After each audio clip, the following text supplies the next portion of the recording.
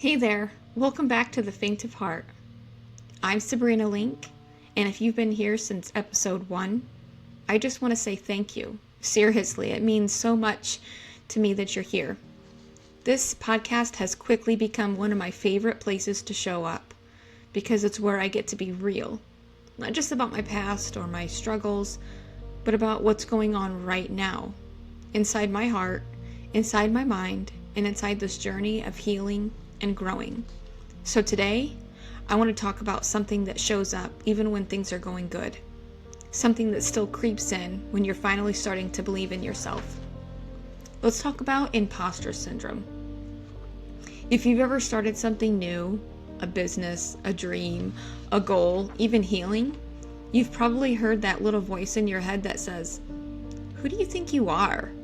You're not ready. You're not good enough." And sometimes it's not loud, it's quiet, but it lingers. It follows you around in your thoughts. Even as I'm sitting here recording this podcast, that voice still shows up sometimes. And I've had to learn how to talk back to it. So let's break it down. Imposter syndrome is that feeling that you're not really as capable as you think you are. It's like you've done the work, you've shown up, but deep down, you're still scared someone's going to find out you're faking it. And here's the truth. Most of us aren't faking anything. We're just growing.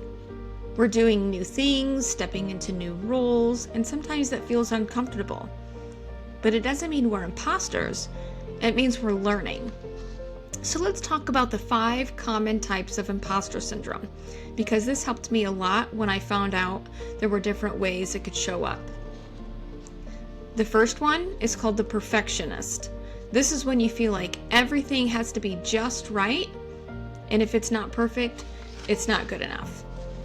You beat yourself up for small mistakes and feel like you failed, even when you've done something amazing.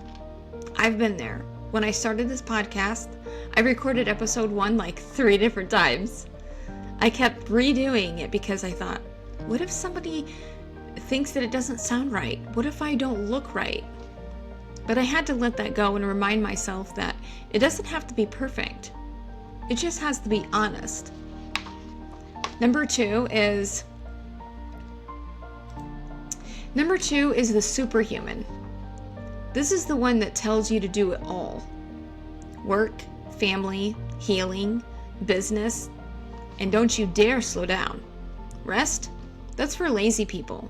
Asking for help? You're weak. I fall into this one a lot because I've always been the type to push through and to carry it all and to prove that I can handle it. But lately, I've realized that slowing down doesn't mean I'm giving up. It means I'm honoring myself. The third one is called the natural genius. This one is sneaky. It says, if you don't get right the first time, you're not good enough. Like, if something doesn't come easy, then you feel like a failure. That was me when I was learning how to edit my podcast or figure out tech stuff. I'd get so frustrated because I thought I should know how to do everything.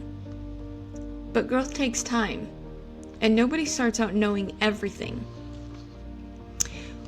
Number 4 is called the soloist. This one believes, I should do this on my own. If I ask for help, it means I'm not strong. This one hits me hard. I've been through so much in my life that I got used to depending on myself. But healing showed me something new. You don't have to do life alone. Letting people in doesn't make you weak. It makes you brave. Number 5 is called the expert. This type feels like you always have to know everything. Like you're not allowed to show up unless you have all the answers. I used to feel this way about speaking. I think, who am I to speak about healing? I don't have a degree. I'm not a therapist. But then I realized I have lived it. I have walked through the fire and came out standing. And that story, my story, is enough. So if you're sitting there nodding your head because you see yourself in 1 or 2 or maybe all 5 of these, you're not alone. And no, You're not a fraud. You're not weak. You're just human. Here's what's helped me. I name the voice. I literally say one of those imposter syndrome names. I see you, but you're not in charge today. I keep a note on my phone where I track every win, every kind word, every episode recorded, every message that's helped someone. And I remind myself daily, I'm not supposed to have it all together. I'm just supposed to keep showing up. Healing takes practice. Confidence takes time. Imposter syndrome might not disappear overnight, but you can take its power away. If this episode hits home for you, I hope you feel seen. And I hope you know that even when that voice shows up, you can still move forward. You're not an imposter for dreaming. You're not a fraud for growing. And you're not faking it. You're becoming. You're not the faint of heart. You're doing brave things every single day, even when no one sees it. Thanks for hanging out with me today.